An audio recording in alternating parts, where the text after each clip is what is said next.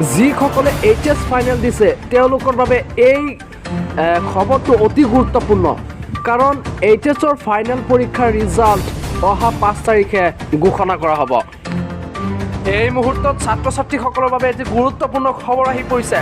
অহা 5 তাৰিখে ঘোষণা কৰা হ'ব এইচএছৰ ফলাফল। যিসমূহ ছাত্ৰ ছাত্ৰীয়ে এইচএছৰ ফলাফলক লৈ বিভ্ৰান্ত হৈ পৰিছে তেওঁলোকৰ বাবে আহি পৰিছে এই খবৰটো। আসাম হায়াৰ ছেকেণ্ডেৰী এডুকেশ্যন কাউন্সিলৰ পৰা এই নটিচটো জাৰি কৰা হৈছে। স্ক্ৰীণত দেখুওৱাৰ দৰে ইয়াত উল্লেখ কৰা হৈছে যেন 5 মে' তাৰিখে এই ৰিজাল্ট ঘোষণা কৰা হ'ব। যিসমূহ ছাত্ৰ ছাত্ৰী আমাৰ এই চেনেলটো ছাবস্ক্ৰাইব কৰা নাই তেওঁলোকে ছাবস্ক্ৰাইব কৰি দিব। যিসকলে এইচএছ ফাইনেল দিছে তেওঁলোকৰ বাবে এই খবৰটো অতি গুৰুত্বপূৰ্ণ কাৰণ এইচএছৰ ফাইনেল পৰীক্ষাৰ ৰিজাল্ট অহা 5 তাৰিখে ঘোষণা কৰা হ'ব।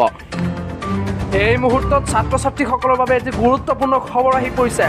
অহা 5 তাৰিখে ঘোষণা কৰা হ'ব এইচএছৰ ফলাফল।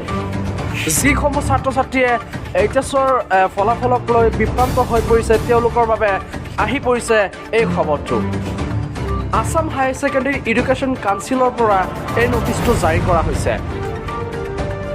স্ক্ৰীণত দেখুওৱাৰ দৰে ইয়াত উল্লেখ কৰা হৈছে যেন 5 মে' তাৰিখে এই ৰিজাল্ট ঘোষণা কৰা হ'ব। যিসমূহ ছাত্ৰ ছাত্ৰী আমাৰ এই চেনেলটো ছাবস্ক্ৰাইব কৰা নাই তেওঁলোকে ছাবস্ক্ৰাইব কৰি দিব।